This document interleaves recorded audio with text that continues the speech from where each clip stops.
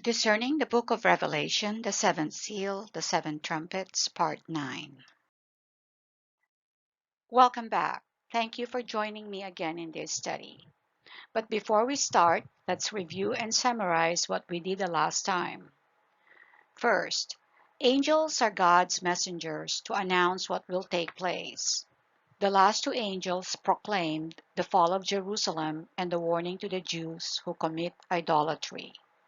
Next, idolatry is anything outside of the worship of the one true God. The beast represents the world system, and the mark of the beast is symbolic of the beast system. Next, money or wealth represents the beast or the worldly system. The mark of the beast is a symbol of the work of our hands or how we think. Next, Jesus Christ told us in the gospel that we cannot serve two masters. We cannot serve God and money. Next, God does not tolerate idolatry. He destroyed the northern kingdom of Israel earlier on because of their idolatry. And the last one, the southern kingdom of Judah committed idolatry as well by their lust for material possession and power. We begin this segment by going back to the message of the third angel who we saw in our last study. Revelation 14, verses 9 and 10. And another angel, a third, followed them, saying with a loud voice, If anyone worships the beast and its image, and receives a mark on his forehead or on his hand, he also will drink the wine of God's wrath, poured full strength into the cup of his anger, and he will be tormented with fire and sulfur in the presence of the holy angels and in the presence of the Lamb. Please note the verb tense shall. This is the same as the word will, which is a future tense. This means that judgment has yet to be unleashed on the ground. In the long and short of it, the third angel is announcing what will happen to the Jews that worship the beast and receive his marks in the future. God will make these people drink the wine from his cup of wrath. Anger is another word for wrath, and according to verse 10, his wrath or anger is full strength. In the English language, we can only translate this as extremely angry. By the way, we need to realize that this was not only for this time. Since Jesus Christ ascended to heaven, we are under God's judgment. This judgment will conclude when Jesus Christ returns to this world to judge the living and the dead. This is not my idea. This is what the Bible says. Now let us turn to the book of Jeremiah to get a grip of what this means. Jeremiah 25 verses 15 and 16. Thus the Lord, the God of Israel, said to me, Take from my hand this cup of the wine of wrath, and make all the nations to whom I send you drink it. And they shall drink and be moved and be mad, because of the sword that I will send among them. The background of these verses was when God judged Jerusalem and the other nations around her by using Nebuchadnezzar, the king of Babylon, to conquer and destroy their lands. This happened between 609 BC to 586 BC, when some of the Jews were finally exiled to Babylon. The exiles included Daniel and Ezekiel. We read of a similar idea of God's cup of the wine of wrath in this event. Remember, this is an allegory or metaphor. In these verses, we can infer that God is sending to them the spirit of intoxication by which they will get drunk. What do you see when an individual is drunk? Does he not lose reasoning, irrational thinking, and the reaction is usually anger or madness? So when God sends them a sword in verse 16, the people just reacted with madness. Then in verse 27, then you shall say to them, thus says the Lord of hosts, the God of Israel, drink, be drunk, and vomit. Fall and rise no more, because of the sword that I'm sending among you. But because they are intoxicated or drunk, they're too weak to fight the enemy. They just end up falling. So let us look what happened to Jerusalem before 70 AD when God sent the spirit of intoxication among these people. It all began 7 years before 70 AD when a civil war broke out in Jerusalem. Jesus Christ referred to this event in Matthew 24, verse 21, as the Great Tribulation. According to Josephus, a first-hand witness of this event, it began when factions developed among the people. As a result, they fought with each other. They themselves desecrated the temple because the leaders of the people were made drunk by God's cup of wrath. The first group was headed by Eleazar. This group seized the inner court of the temple. They stored their weapons in the holy gates and in the front of the court, and they used the sacred provisions meant for offerings to God only and the provisions for the priests for their own. The second group was headed by John. John was the original leader of the seditionists. This group was situated in the lower part of the temple. The third group was headed by Simon. This group was situated within the people in the city. These factions fought with one another, which began the city's destruction. Then the Roman army came to stop the rebellion until the city was destroyed. The last 7 years before Jerusalem's final fall were horrific because of famine and the desecration that went on in the temple, just as Jesus Christ prophesied. This ended with Jerusalem and the temple destroyed in 70 AD.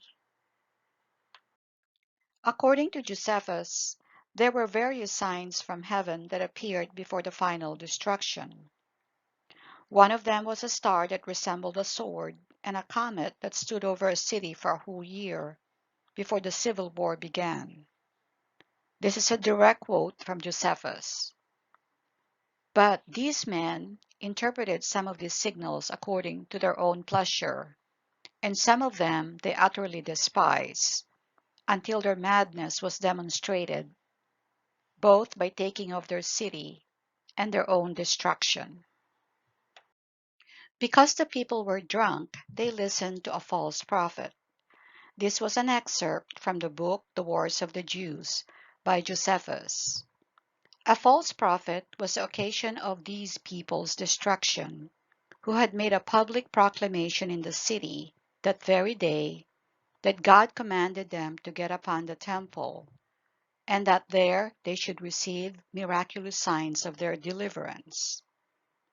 Thousands of people went up to the temple because they were told God would protect them there. What you're looking at is a representation of the city of Jerusalem during Jesus' time, which was then the city that was destroyed by the Roman army in 70 AD. Observe the walls that surrounded the city, except for a small part where the temple wall was the wall facing the east side. The people followed the advice of this false prophet because that's what people did then. When there was a threat of invasion or attack from an enemy, people that live in Judea or outside the city flocked inside the city because the city was surrounded by massive walls. They were protected inside the city. This was the reason why it took 6 months or more for the Roman army to break through the city, because of these massive walls. This was the reason a false prophet told them to go inside the city, and the people followed. But let us look at what Jesus Christ told his disciples what to do when they see Jerusalem surrounded by armies. Luke 21 verses 20 and 22. But when you see Jerusalem surrounded by armies, then know that its desolation has come near. Then let those who are in Judea flee to the mountains, and let those who are inside the city depart, and let not those who are out in the country enter it. For these are days of vengeance, to fulfill all that is written. In other words, Jesus Christ told them to get out. Why? Because these days are no longer like they used to be. These are days of vengeance. But vengeance to what? Or of what? We will answer this at the end of this study. After the message from the last angel regarding the coming judgment, John wrote, Revelation 14 verse 12. Here is a call for the endurance of the saints, those who keep the commandments of God and their faith in Jesus Christ. Revelation 14 verse 13. And I heard a voice from heaven saying, Write this, Blessed are the dead who die in the Lord from now on. Blessed indeed, says the Spirit, that they may rest from their labors, for their deeds follow them. In verse 12, it appears that John was telling the redeemed or the saints to get ready, for endurance is required because of judgment that is coming to the land. In verse 13, an assurance was given to those who died with Christ, beginning that time only. Why was the assurance only given to those beginning that time? Because the people that died from this time forward died because of their faith in Jesus Christ. Their sacrifice or labor for Christ mattered, and their faithfulness to Christ saved them. I believe these were the martyred saints. Examples are Peter, Paul, and all the disciples that were martyred or killed because of their faith in Christ. I would go as far as including the 144,000 individuals that were marked in their foreheads in Revelation chapter 7. We have the same mandate today. Our salvation is based on our faith alone for Him. The strength of our fidelity to Jesus Christ will be seen even when our life is threatened or even to the point of losing our lives. In this juncture, I would like to take a little detour of God's character. As you saw in our previous study, before the first two trumpets were sounded off by the angels, God preserved the 144,000 individuals by sealing their foreheads. This was in Revelation chapter 7. In the previous slide, we read that the Apostle John called the saints in his time to prepare for endurance. This implies of a coming catastrophic event. When we look back at the history of God's people, beginning with Abraham, we read that God told Abraham what he was about to do with Sodom and Gomorrah. We can find this story in Genesis 18, verses 17 to 19. God sent angels to tell Abraham that God is going to destroy Sodom and Gomorrah because of their sins. We can see from this story that it did not take thousands of years for the destruction of Sodom and Gomorrah to take place. It was most likely within a generation, since this was told to Abraham before the birth of Isaac. The lesson to see about God's character is that God warns and tells His people ahead of time before His wrath comes to preserve His people. This demonstrates God's faithfulness to His people. Then in the New Testament, Jesus Christ told and warned his disciples what will take place in Jerusalem within a generation. Jesus said in Luke 21, verse 24, Jerusalem will fall and will be led captive among all nations, and Jerusalem will be trampled underfoot by the Gentiles until the times of the Gentiles are fulfilled. The fall of Jerusalem occurred 40 years or thereabout from the time Jesus made this prophecy. Again, please note that this prophecy is not for the future.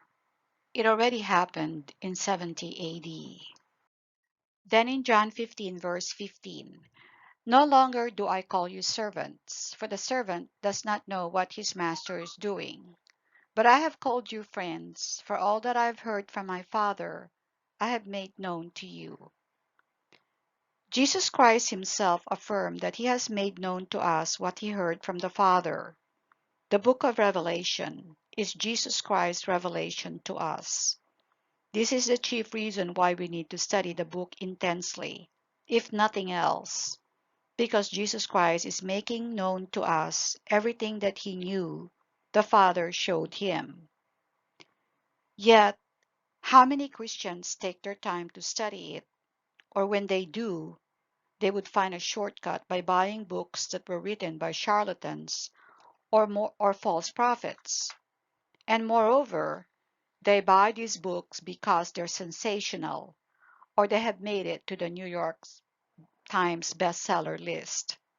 For example, the book The Late Great Planet Earth that sold millions. My question to you is, are you listening to God's word or the lies from the mouths of these men? And why was John telling the saints to prepare for endurance? Because judgment is coming. Revelation 14, verse 14. And I looked, and behold, a white cloud, and upon the cloud one sat like unto the Son of Man, having on his head a golden crown, and in his hand a sharp sickle. The image of a cloud is everywhere in the Old Testament. We read it in Exodus when God appeared to Moses and the people. But the image of a cloud in this particular verse is not just God appearing, but God appearing in judgment because of the sharp sickle in his hand. A sickle is a tool that is used for harvesting. And we know that the word harvest in the New Testament scriptures is figurative for the end of time or judgment. The Old Testament verses on the slide are similar to God appearing to judge nations on a cloud. Revelation 14, verse 15. And another angel came out of the temple, calling with a loud voice to him who sat on the cloud, Put in your sickle and reap, for the hour to reap has come, for the harvest of the earth is fully ripe. Observe, this angel was coming out of the temple. This alludes to the idea that when John was seeing this vision, the temple in Jerusalem was still standing, suggesting that this revelation was given before 70 AD. Revelation 14, verse 16. So he who sat on the cloud swung his sickle across the earth, and the earth was reaped. Again, do not mistake this for the second coming of Jesus Christ. That was another vision that John saw later on. Revelation 14, verse 17. And another angel came out of the temple which is in heaven, he also having a sharp sickle.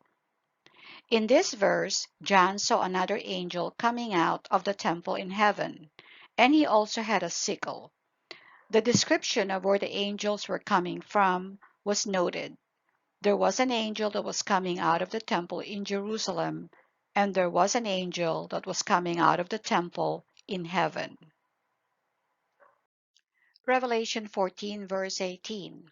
And another angel came out from the altar, the angel who has authority over the fire.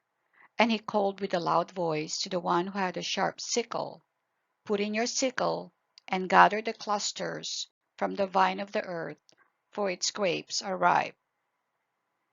Let's stop here for a moment to really get a grip about what was shown to John. Let's examine first the harvesting of the grapes.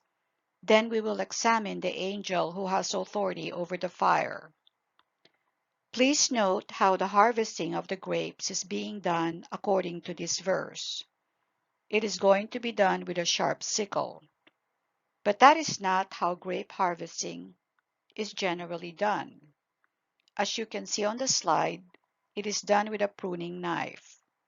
Then the grapes are placed in baskets and carried to the wine press. The wine press is ordinarily located within the vineyard. In this case, the use of a sickle is to indiscriminately whack all the vines with the aim of destroying the vineyard.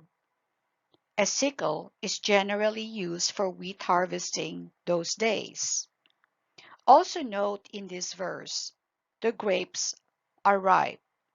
It means it is high time. This is evident of God's patience and forbearance. God waited for the right time to harvest the grapes. In Mark chapter 4, Jesus Christ spoke of a parable of a growing seed. Jesus Christ said, beginning in verse 26, "The kingdom of God is as if a man should scatter seed on the ground. He sleeps and rises night and day, and the seed sprouts and grows. He knows not how. The earth produces by itself first the blade, then the ear, then the full grain in the ear. But when the grain is ripe, at once he puts in the sickle, because the harvest has come." You notice that in these verses, Jesus Christ used grain as an example. They're most likely wheat and barley, because these were the crops that were growing abundantly in Israel then. And in these verses, a sickle was the instrument used for harvesting. It is rightly so, because when you harvest grains, one has to whack all of them, including the weeds, and then they are separated before they're put in the barn house. In other words, it is done indiscriminately. This proves that the sickle used for the grapes means indiscriminate harvesting. However, when we turn to verse 18, we see that the sickle, instead of a pruning knife, is used to harvest the grapes. So this verse strongly suggests the lack of care during harvesting. As I noted, the vineyard has to be cleared up. Let's turn to the book of Isaiah to understand who the subject is. Isaiah 5, verses 1 to 7. "Now will I sing to my beloved a song of my beloved touching his vineyard. My beloved had a vineyard in a very fruitful hill, and he fenced it and gathered out the stones thereof, and planted it with the choicest vine, and built a tower in the midst of it, and also made a winepress therein. And he looked that it should bring forth grapes, and it brought forth wild grapes. And now, O inhabitants of Jerusalem and men of Judah, judge, I pray you, betwixt me and my vineyard. What could have been done more to my vineyard that I have not done in it? Wherefore, when I looked that it should bring forth grapes, brought it forth wild grapes? And now go to, I will tell you what I will do to my vineyard. I will take away the hedge thereof, and it shall be eaten up, and break down the wall thereof, and it shall be trodden down. And I will lay it waste.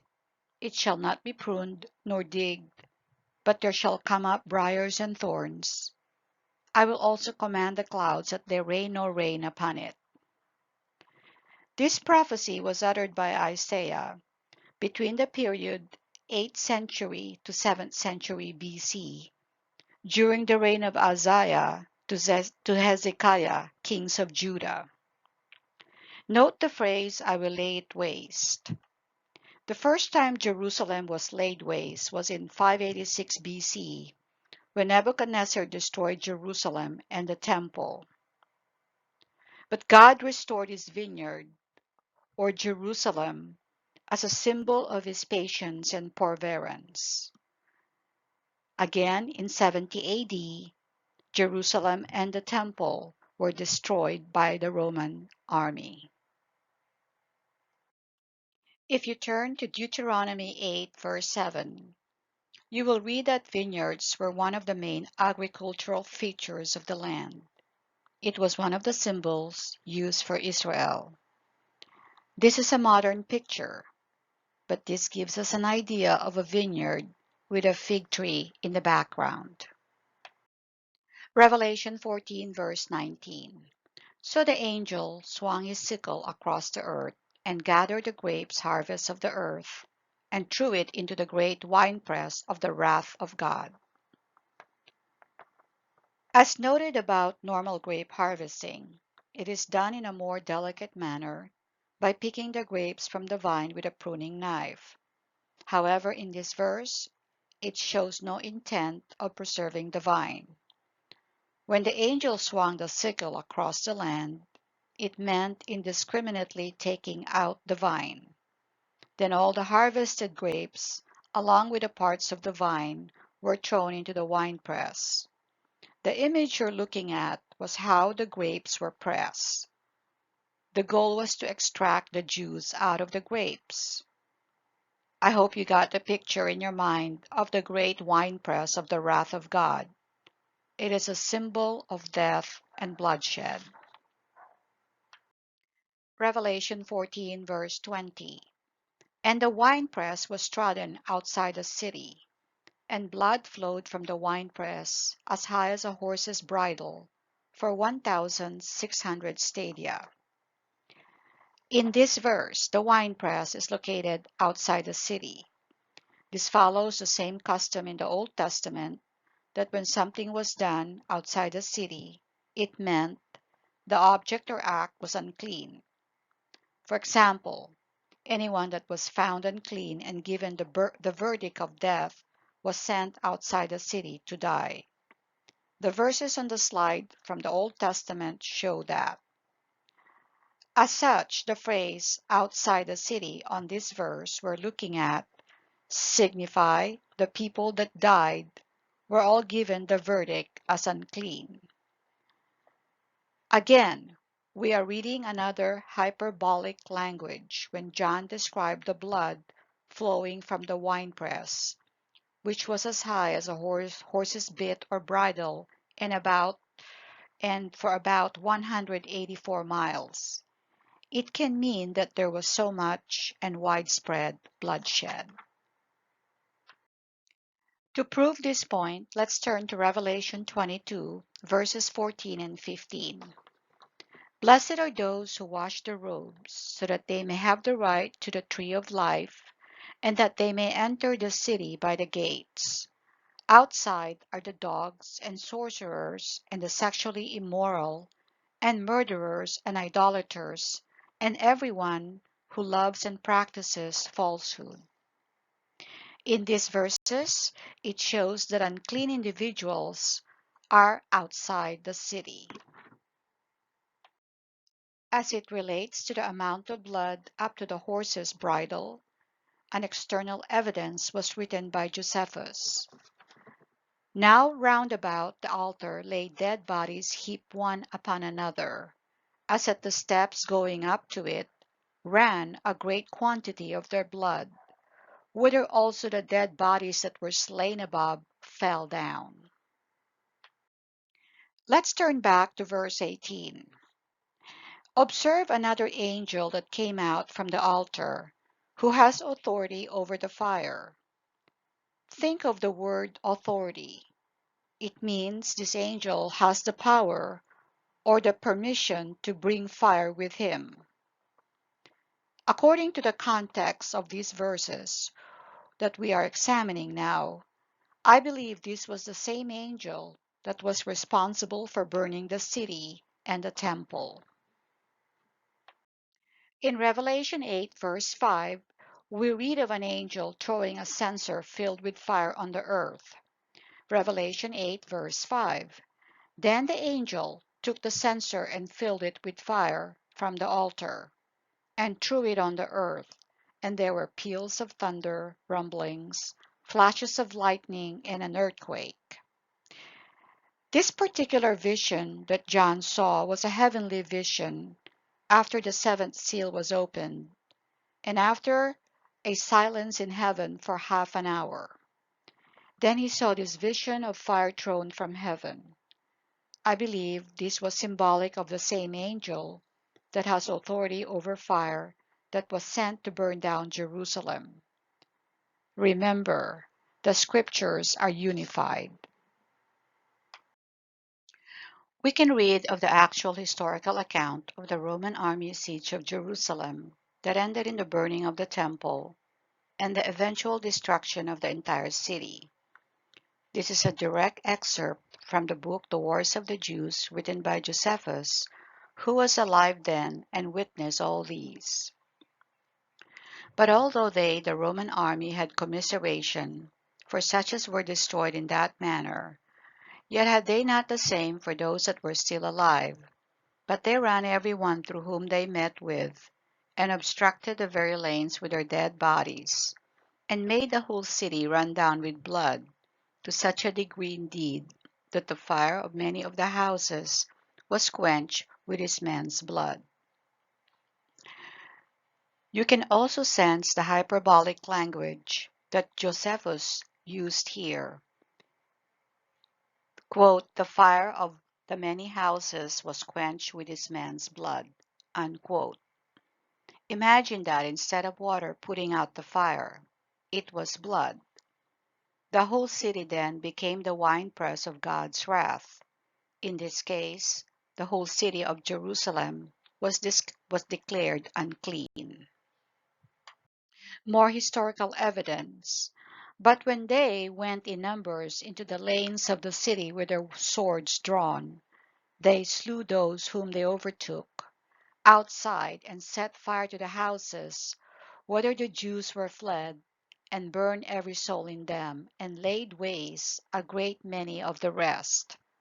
And when they were come to the houses to plunder them, they found in them entire families of dead men, and the upper rooms full of dead corpses, that is, of such as died by the famine. They, the Roman soldiers, then stood in a horror at this sight, and went out without touching anything. This relates to the angel who has authority over the fire. This is a direct quote from Josephus. But as for that house, God had, for certain, long ago, doomed it to the fire.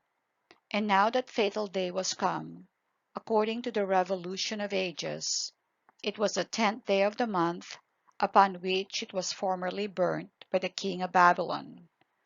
Josephus was referring to the temple that was burned down in 70 AD.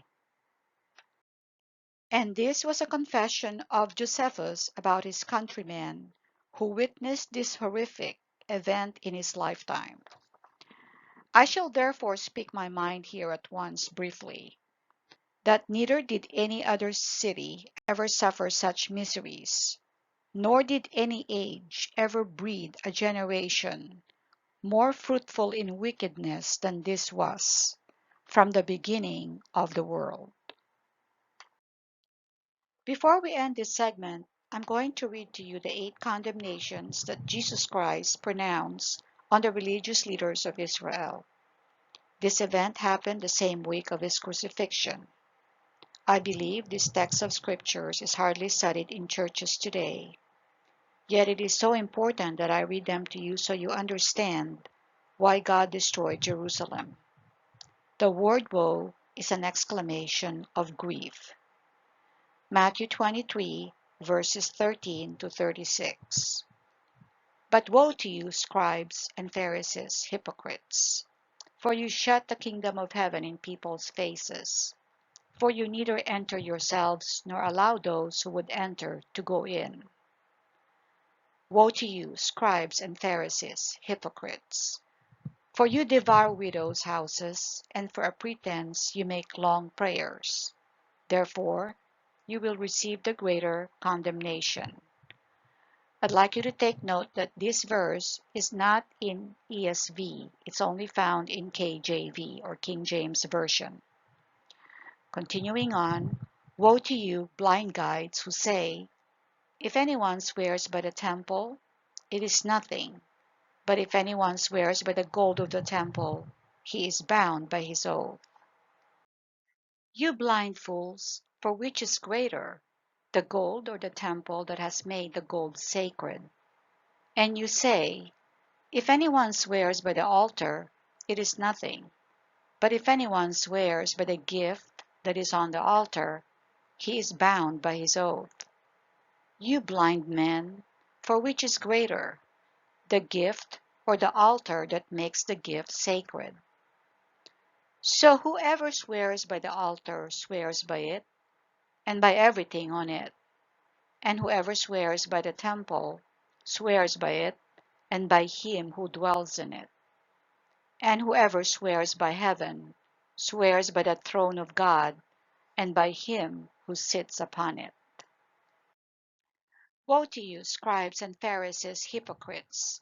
For you tithe mint and dill and cumin, and have neglected the weightier matters of the law, justice and mercy and faithfulness.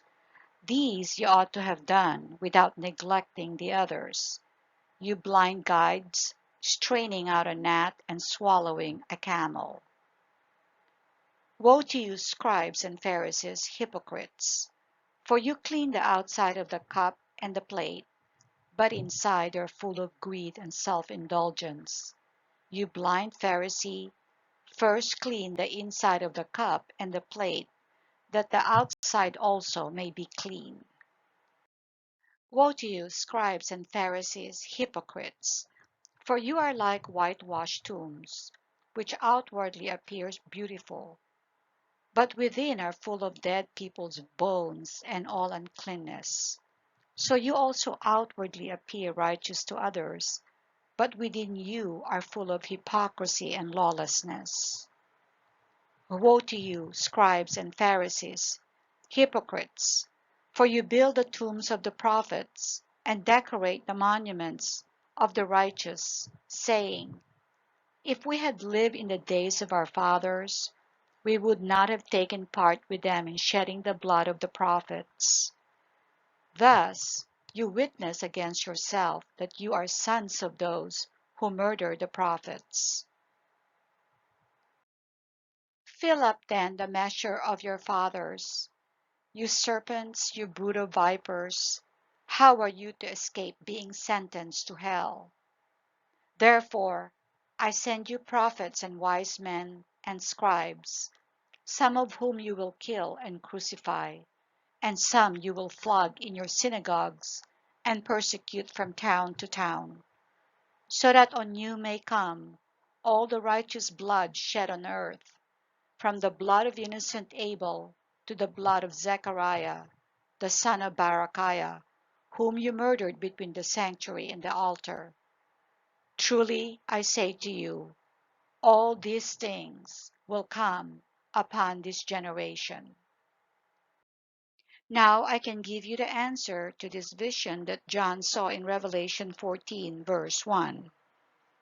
After the judgment of Jerusalem and the temple was destroyed, which were the events that took place in the first and second trumpet sounds, this was the vision that John saw. Jesus Christ and the 144,000 individuals standing on Mount Zion or Jerusalem. It is a vision of triumph that their blood was avenged. These were the souls that were crying out to God in the fifth seal, but they were told to wait for a short time. And that short time came in the judgment of Jerusalem in 70 AD. And the sound of harpists playing harp was a celebration. If you have any question or feedback, you may email me on the email shown on the slide.